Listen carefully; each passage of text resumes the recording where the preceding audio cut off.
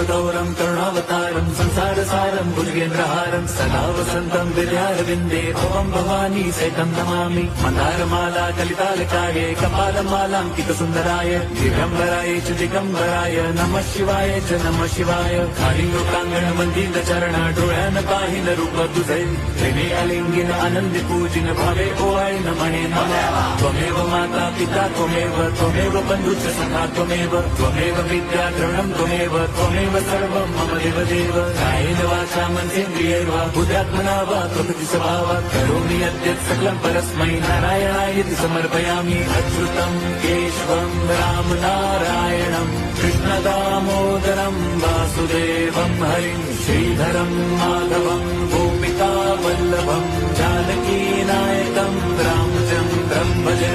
हरे